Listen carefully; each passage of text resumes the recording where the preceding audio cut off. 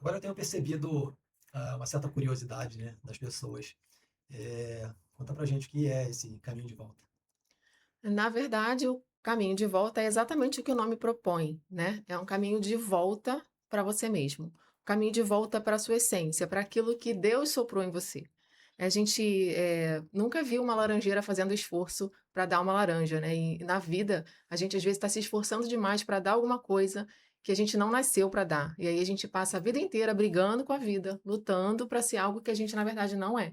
E esse caminho de volta vai tirar tudo aquilo que está tampando a sua essência, quem você é de verdade, e vai descobrir quem você é, porque quando você está operando no seu modo, no seu eu verdadeiro, no seu modo natural de vida, as coisas vão fluir sem esforço. Então você não precisa mais brigar, você vai naturalmente produzir. Não significa que não vai ter mais trabalho, né? Vai ser fácil demais. Não estou dizendo isso. Estou dizendo que vai ser leve e natural, como uma laranjeira da laranja. Você vai conseguir fazer as suas coisas que você precisa fazer de forma mais leve, sem sacrifício. É aquela vida com abundância que Jesus disse pra gente, né, que não é uma vida cheia de coisas, é uma vida cheia de vida. É bem diferente de uma vida cheia de coisas. O problema é que esse eu verdadeiro, essa essência da gente, foi soterrada por um monte de outras coisas. E aí, até a gente chegar nela, muita coisa tem que ser tirada. Legal. E por que que essa essência foi soterrada? Porque são todas as circunstâncias que a gente passa, desde o nascimento e desde a gestação, inclusive, né, tem uma parte que a gente usa análise corporal, e a gente vai ver que isso acontece desde a da gestação. Muitas coisas são impostas a nós ali, são emoções que a gente passa, que a gente não tem a maturidade para processar aquela emoção vira uma ideia que a gente tem da gente, que na verdade vira uma máscara daquela ferida que foi causada, e a gente passa a agir a partir daquela máscara de ferida, achando que aquilo é a nossa personalidade. Só que não, é apenas um modo de você operar, um modo que a sua mente encontrou para sobreviver, e ela opera daquele jeito e funciona, né, porque a gente está aqui até hoje. A gente veio com esse modo de sobrevivência, funcionou bem. Só que não dá para a gente operar nesse modo o tempo todo, porque isso cansa, desgasta, tira o brilho, né, exige muito Foi esforço. como você viu então lá, né, na formação, lá na infância, como você viu o Exatamente. mundo e Como acabou. aquele fato te impactou, você não tinha maturidade emocional para processar aquilo, então você entendeu aquilo, por exemplo, como não foi algo que seu pai fez ou sua mãe para te proteger ou para tentar te entender, você entendeu como uma humilhação. Aí você traz essa humilhação para não passar por ela de novo, você cria essa máscara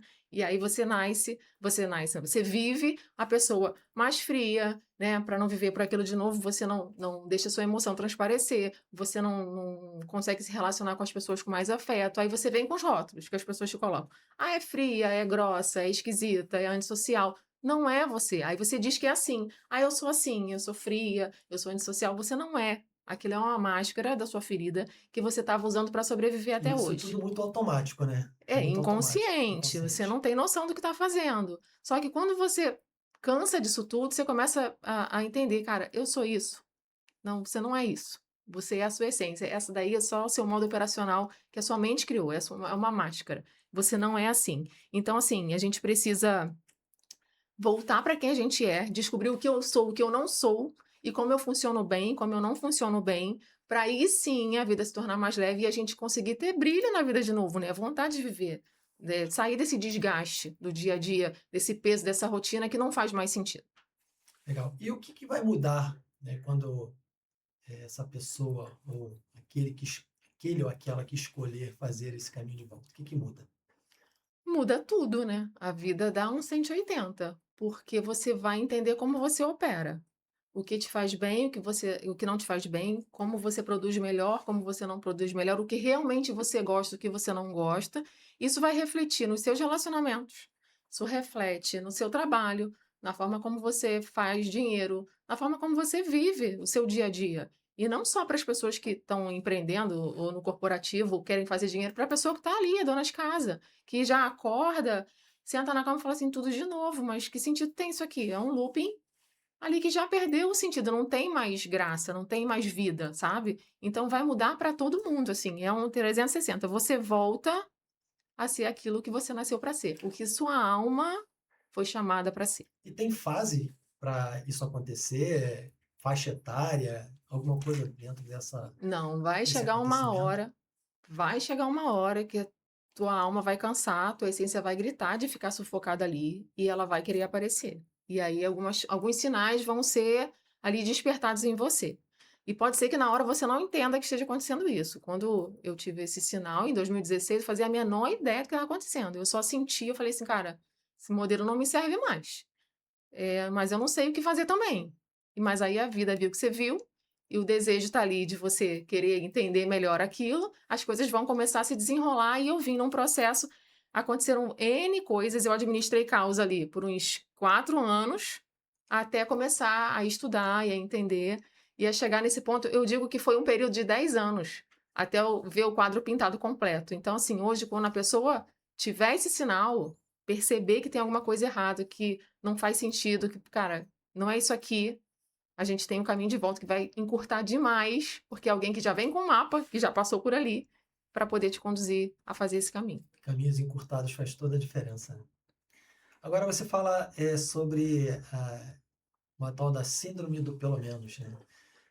Conta pra gente o que seria essa síndrome do pelo menos e qual é o impacto dela nas nossas vidas, na vida de uma pessoa. Eu chamo de síndrome de pelo menos aquilo que a pessoa vai empurrando com a barriga. Não tá tão bom, mas ela não quer olhar. Acredito que seja a fase que a pessoa ainda não despertou para querer voltar para quem ela é, ainda continua vivendo com as máscaras, porque não é gostoso e fácil olhar para ferida, né, para máscara de ferida, para o que te aconteceu, mas não tem outro jeito, né? Você precisa ver a raiz do seu problema, porque tem muita gente tratando ansiedade, inquietação, né, um monte de outras coisas, o sintoma, mas não está tratando a raiz. Então, quando você volta, você consegue entender da onde ela veio, você consegue eliminar ali, ressignificar e conseguir viver. E o pelo menos a pessoa fala assim: "Ah, eu não gosto desse trabalho não", porque existe isso, né? Existem perfis comportamentais, você vai estudar. Tem gente que é para estar numa frente de vendas ou na frente de uma palestra e tá socada numa mesa que alguém colocou ela num trabalho que ela tem que ficar trancada numa planilha. E a pessoa que é para estar parada numa planilha, às vezes você quer que a pessoa esteja na frente ali palestrando ou falando com muitas pessoas. Você vai matar as pessoas, elas vão morrer lentamente As pessoas naqueles não sabem papéis. onde é o seu lugar de força, né? Isso, e aí quando você tá no lugar errado, aquilo vai te gerar dor. Mas aí você tá no lugar errado, você não sabe por que está no lugar errado, porque você não entende o seu perfil comportamental, né, das suas feridas, nada, e você tá ali, você fala assim: "Ah, eu não gosto desse trabalho, mas pelo menos eu tenho salário, mas pelo menos eu tenho emprego. Ah, eu não tô feliz aqui O com meu esse casamento. ambiente, com o meu casamento ou com meus relacionamentos, com meus amigos aqui, sei lá, não é 100% legal, mas pelo menos eu não tô sozinha, né, eu tenho amigos". Então, assim, você vai no pelo menos, e você vive na mediocridade, a mediocridade não é ruim, mas ela é a média, ou seja, você não está explorando todo o seu potencial, a sua vida em abundância não Abaixo. existe, né. Então, assim, você vive muito abaixo do que você poderia. E aí a pessoa fica sentindo aquele vazio, aquela inquietação, uma angústia que não sabe de onde veio. E eu costumo dizer que esse vazio é a distância entre o eu que você criou para sobreviver e o seu eu de verdade. Então esse modo sobrevivência, ele é totalmente eliminado a partir do momento que você inicia esse caminho de volta. Ele é ressignificado. Você entende quem é você ou quem não é. Porque, assim, é claro que existem coisas que são suas, mas você de verdade fica muito sufocado, porque um erro principal a gente acha que a gente é a nossa mente. Só que a nossa mente é uma ferramenta. A gente é a consciência que está por trás dessa mente. Então a gente tem que estar como observador, usando a mente como ferramenta e ela é maravilhosa. É com ela que você faz cálculo, é com ela que você pensa as coisas do dia a dia, como você, né, organiza a sua vida. Ela é essencial. Só que você não pode deixar ela dizer que ela é você. Ela te usar como ferramenta. Você usa a mente. Então, quando você consegue entender isso, você sai desse modo automático e passa: "Isso aqui sou eu ou é minha mente que está dizendo que eu sou? Ou são os rótulos que as pessoas me deram? Ou é o que eu aprendi desde da infância?". Tem um monte de gente que faz um monte de coisa que não tem a menor vontade ou desejo de fazer, porque acha que aquilo ali é o que ele nasceu para ser, e não é. E qual a mensagem que você deixaria para as pessoas entenderem de fato quando ela está precisando fazer esse caminho de volta? Que sintomas essa pessoa está passando para que ela possa identificar que eu de fato preciso fazer esse caminho de volta? Olha, o que eu tenho visto, as pessoas que têm chegado, e o que aconteceu comigo, né, porque eu costumo dizer que eu não ensino nada que eu não tenha passado, que eu não tenha vivido ou que eu não pratique. As pessoas vêm com aquilo assim pra mim: "Eu tô completamente perdida". Ou a pessoa fala assim: "Ah, eu acordo, durmo, executo a minha rotina, mas aquilo ali não tem menor brilho, não tem alegria", sabe. Você acorda, você sabe que tem que pôr as crianças para a escola, você tem que cuidar da casa, ou você tem que ir para o trabalho, aí você tem que voltar, aí você tem que fazer o jantar, aí você tem que dar conta do seu marido, você dorme, amanhã você acorda. É uma vida sem expectativa nenhuma, você não tem sonho, você não está sendo você. Então você está ali desempenhando o papel. E aí aquilo ali vai cansar. E a pessoa vem e fala assim: "Cara, eu estou sentindo uma coisa, uma angústia, eu não sei o que que é". Às vezes a pessoa sente que está faltando algo, mas ela não sabe o que está faltando. Aí as pessoas confundem isso com falta de Deus e não tem nada a ver uma coisa com a outra. Na verdade, isso é saudade de você, do seu eu verdadeiro, não é falta de Deus. Eu estava com uma família boa, dentro de uma igreja, né, com casa boa, carro, tudo estruturado, mas tinha alguma coisa que não estava legal ali. Tinha um E aí vazio. você pensa o quê? "Nossa, sou uma ingrata. Eu tenho tudo isso e tô sentindo esse vazio, tô sentindo que falta alguma coisa". Isso é ingratidão, não é ingratidão. É legítimo.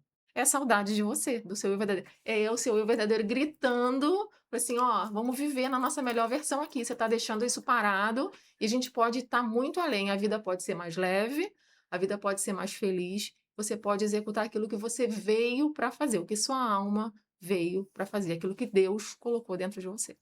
Eu queria te perguntar sobre essa fala que você trouxe para a gente sobre esse aspecto da ingratidão, né? Porque parece que existe uma linha ali bem tênue entre você ser ingrato ou você estar no modo sobrevivência. E muitas vezes a pessoa entende que mesmo tendo tudo, ela ainda tem uma carência e que, na verdade, pode não estar relacionado nem com o aspecto material. O que que pode estar por trás disso, né? Olhando sobre essa essência do caminho de volta, o que que pode estar por trás disso, desse vazio que você trouxe para a gente? É exatamente isso. Quando você nasce, você tem o seu eu lá que foi soprado por Deus, você tem a sua essência. E você vai vivendo longe disso, apenas com o que sua mente criou. Então, assim, você cria esse afastamento entre quem você é e quem você deveria ser. E não tem o que você buscar fora que vai preencher isso. O que que você busca do lado de fora que preenche quem você é de verdade, só que você se afastou dali e você precisa voltar e é só isso que vai resolver. Então, por isso que tem pessoas que têm muita coisa, né, tem tudo, milionários, por exemplo, mas chega esse momento que a pessoa diz: "Está faltando alguma coisa". E aí muita gente fala assim: "Não, é falta de Deus e tal". Não é simples assim. Fica claro que não é ingratidão, que é um Não vazio é que precisa ingratidão, ser olhado exatamente. para Você para preci isso. você está sentindo saudade de você. Você não é ingrata pelo que você tem, mas você sabe que você está interpretando um personagem. Você está vivendo demandas externas e não quem é você de verdade. Então é como se Deus estivesse dizendo: "Vamos viver o que eu coloquei dentro de você aqui, que isso aí vai melhorar. Você vai voltar para quem você é, e essa distância, essa inquietação, essa sentindo que está faltando algo, vai passar". Você entende que esse caminho de volta, ele não acontece muitas vezes porque as pessoas se anulam e vivem para outras pessoas, vivem para uma interpretação, como você falou. O que que você acha? O que que você pensa sobre isso?